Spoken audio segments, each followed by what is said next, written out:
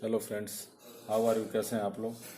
आज हम लोग आलमगीर औरंगजेब के बारे में बात जो करेंगे। और हम लोग जानते हैं कि औरंगजेब बहुत ही प्रतापी राजा था।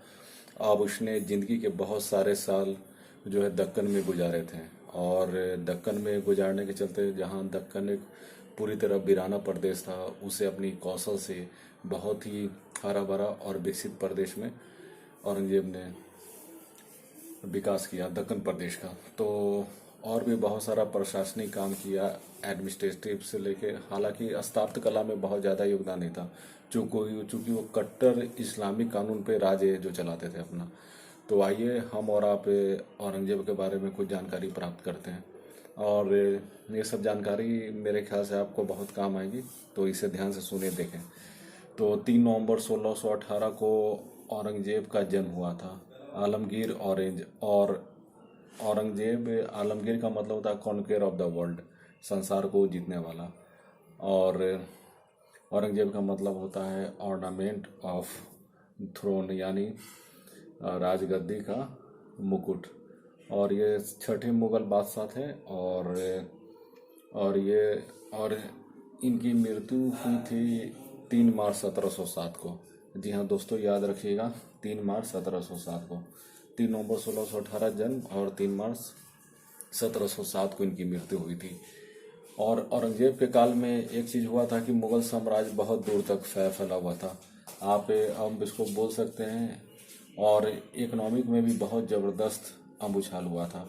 He was notably expansion his empire. और 4 मिलियन स्क्वायर में औरंगजेब के कार्यकाल में मुगल साम्राज्य फैला हुआ था। और ये 158 मिलियन जनसंख्या पे राज जो करते थे अब औरंगजेब। और इनका सालाना रेवेन्यू था साढ़े 400 मिलियन डॉलर, जो तत्कालीन फ्रांस के राजा लुई 14वां के आय से 10 गुना ज़्यादा था। औरंगजेब के काल में वैश्विक जीडीपी में भारत का अकेले योगदान पूरे यूरोप के योगदान के बराबर था। ये बहुत ही ज़्यादा था। और उस समय औरंगजेब के काल में बंगाल सूबा बहुत ही जो धनी मनी था। और बंगाल सूबा one of the best rich सूबा आई हैव टू। और औरंगजेब को सारा कुरान याद था, और वो हदीस का भी नियमित तौर पे अध्ययन किया करता था। उसने शुद्ध इस्लामिक पद्धति से शासन किया। जी हाँ, अब उसने नृत्य, संगीत, शराब, नारकोटिक्स, अब फॉर्निकेशंस, ये सब सारे दुर्व्यसनों पे प्रतिबंध लगा है। लेकिन औरंगजेब के बारे में एक चीज़ याद रखिएगा, वो खुद बहुत अच्छा कुशल बीना वादक था।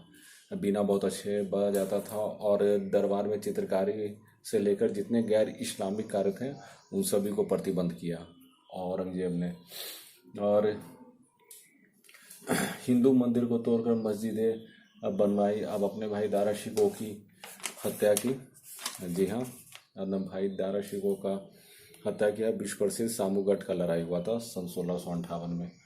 औरंगजेब के काल में एक दिलचस्प बात याद जो रखिएगा, बहुत मंदिर मस्जिद तोड़े गए, लेकिन सबसे अधिक हिंदू अधिकारी नियुक्त हुए पूरे मुगल सल्तनत काल में, तो औरंगजेब के टाइम में। और अब इसने अपने भाई दारा शिकोह को मरवाया। मराठा सम्राट संभाजी की हत्या की। 9वें सिख गुरु तेग बहादुर को भी मरवा दिया, जिनका गुरु तेग बहादुर का गुरुद्वारा शीशगंज गुरुद्वारा आज भी है दिल्ली के चांदनी चौक पे। और इनका जन्म शाहजहां और मुमताज महल के औरंगजेब छठे संतान थे। और ये तो हम लोग जान ही चुके हैं। और 1626 में एक असफल विद्रोह हुआ था शाहजहां के द्वारा। तो उसी असफल विद्रोह के जो चलते औरंगजेब और दारा शिकोह को कुछ दिन पूर्व कैद में रखा गया था जहांगीर के। और तब इन लोगों को 500 रुपया डेली दिया जाता था मेहनताना। और वही 500 रुपये रोज पे ये औरंगजेब अपना कुरान का आयतें ये सब जो लिखता था। और दक्कन का एक बार बहुत ही मदमत हाथी को औरंगजेब ने कंट्रोल किया, जिससे खुश होकर शाहजहां ने इसे ब्रेव की उपाधि दी। जी हाँ, ब्रेव की उपाधि दी। औरंगजेब 1636 में दक्कन का वायसराय नियुक्त किया गया और सन 1637 में औरंगजेब की शादी हुई। इनकी वाइफ का नाम था दिगश बानो बेगम। दिगश बानो बेगम था इनकी वाइफ का नाम। 1644 में औरंगजेब की बहन जहां आरा एक केमिकल परफ्यूम के चलते जल गई और औरंगजेब शुरू से ही शाही जिंदगी छोड़कर एक फकीर सी जिंदगी जीते थे। 1645 में औरंगजेब को शाहजहां द्वारा गुजरात का गवर्नर नियुक्त किया गया और बल्ख राज्य जो है मुराद बख्श को भी दिया गया, लेकिन उस समय उज्बेक और तुर्क का बहुत ज़्यादा आक्रमण होता था। उज्बेक और तुर्क बहुत ही वीर योद्धा थे ये लोग। और 1649 से 1652 तक औरंगजेब को सिंध और मुल्तान का गवर्नर नियुक्त किया गया और औरंगजेब दक्कन का वायसराय फिर से बना और ये मुख्यतः अपने राजस्व के लिए गुजरात और मालवा पर निर्भर था। गुजरात और मालवा पर निर्भर थे, लेकिन औरंगजेब के मुर्शुद कुली खां जो दक्कन प्रदेश के राजा बने, तो मुर्शुद कुली खां ने लोन दिया बीज खरीदने के लिए, कृषि कार्य के लिए और बैल के लिए, खेत खलियान के लिए। तो दक्कन एक समृद्ध प्रदेश बन गया आगे चल के। जी हाँ, ये उनकी दूरदर्शिता थी। इसी दूरदर्शिता का परिणाम था कि दक्कन एक बहुत ही विकसित प्रदेश जो बना। और अब अनाज स्टॉक रखने की भी व्यवस्था की गई। औरंगजेब ने बीजापुर जो तत्कालीन आदिल शाह के शासन था उसको जीता और गोलकुंडा जिस पे कुतुब शाही शासन का था, गोलकुंडा को जीता।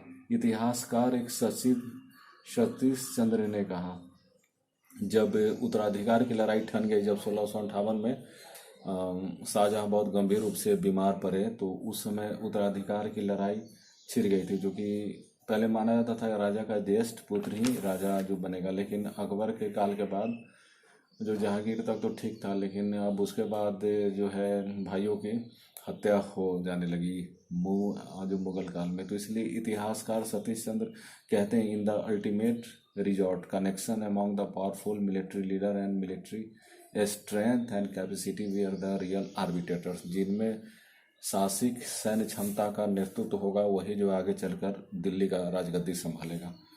और दारा सिकोह एक नर्मदिल और बहुत ही प्रबुद्ध व्यक्ति थे, जबकि औरंगजेब जो है जो मिलिट्री मैन कहा जाता ना, एकदम धूप में जो पके हुए हैं। जबकि इतिहासकार इसी में हम लोग विभिन्न इतिहासकार का फिर मत देखते हैं, जैसे Barbara D Metcalf and Thomas R Metcalf से to focus on divergent philosophy neglects the fact that Dara was a poor general and leader. उत्तराधिकार की लड़ाई में जो है ये तय हो गया था कि दारा में जो है जनरल का अभाव था। ठीक है, वो एक अच्छे विद्वान थे और उन्होंने सिरे अकबर नाम से बहुत सारे ग्रंथों का अनुवाद कराया था।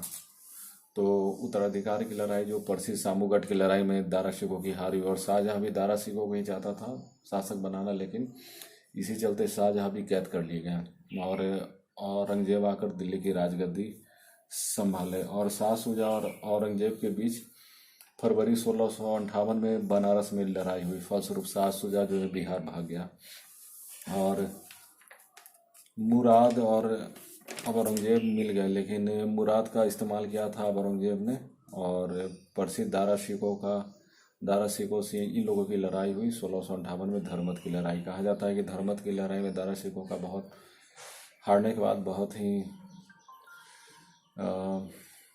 अच्छा वेशभूषा सब छीन के फकीर का कपड़ा पहनाकर हाथी पे बैठाकर खुलेआम शहर में जो घुसाकर उसका मौत की सजा दी गई इस्लामिक विद्वानों द्वारा। और बैटल ऑफ ख्वाजा की भी लड़ाई हुई थी शाह शुजा और औरंगजेब के बीच। बाद में शाह शुजा जो है बर्मा भाग गए। औरंगजेब के बहुत विविध अबायाम है दोस्तों, तो मैंने बेसिकली महत्वपूर्ण बात सब प्रकाश डालने का प्रयास किया। तो ये सब बातों को आप देखें, सुने, पेन और पेपर लेकर बैठें, जहाँ समझ में ना आए उसे लिख लें। मेरा ये पुनीत उद्देश्य है कि मैं आपकी सफलता में सहायक बनूं। तो इसी विश्वास के साथ अगर मेरा वीडियो पसंद आए तो इसे लाइक, शेयर और सब्सक्राइब जरूर करें। अपना ध्यान रखें, खूब गर्म पानी पिए। जय हिंद, जय भारत।